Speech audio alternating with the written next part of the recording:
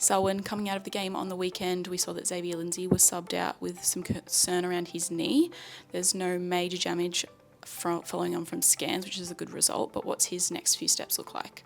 Yeah, so imaging obviously cleared him of any severe damage to the knee, which was great. He still has a low-grade injury to his medial ligament, so it's more around progression from that. So he was still quite sore and stiff following that incident. He was able to get moving today, but he'll be unlikely for this week, and then we'll just progress him as each day goes by.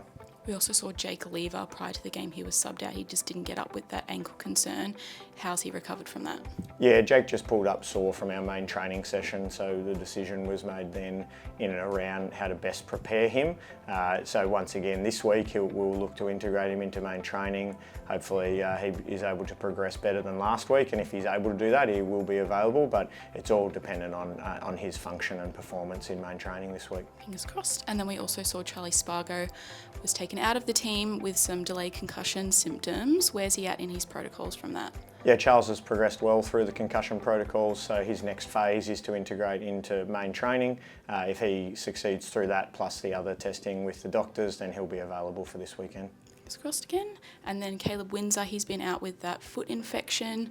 What's his timeline looking like? How's he going? Yeah, Caleb had a great week on the track last week, and he'll integrate into full training this week with the look to be available for this weekend's game. Matt Jefferson, we saw that he had surgery on his hand after that fracture. And what does his training look like? Where's he going to return? Jeffo had a review with the surgeon today, which was positive. So now it's about him increasing the function of his hand now that wound is looking better. He was able to get running today, but we just need to see how his hand function improves, obviously, with it being his kicking dominant hand and with marking. So we'll get a clearer picture on his availability towards the end of the week and progress him as his function allows. And Judd McVie, he had that hamstring injury from earlier in pre-season. It looks like he's ramping up his schedule. Yeah, Judd's been integrating into summer training. He's had a really positive fortnight with some really good strength numbers in the gym, and now we're seeing that transfer onto the field. So he'll look to integrate into full training over the next week or two with availability likely in the coming weeks.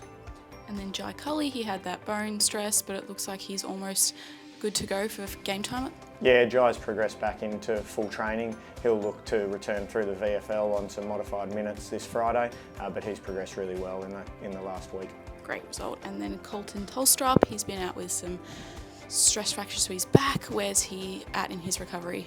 Yeah, we've had Colton and Luca both progressing through a reconditioning phase after both of them having a bit of an interrupted Christmas and January period. They've had a great month and integrated back into full training last week. They're back into full training this week with the likelihood of being available next week.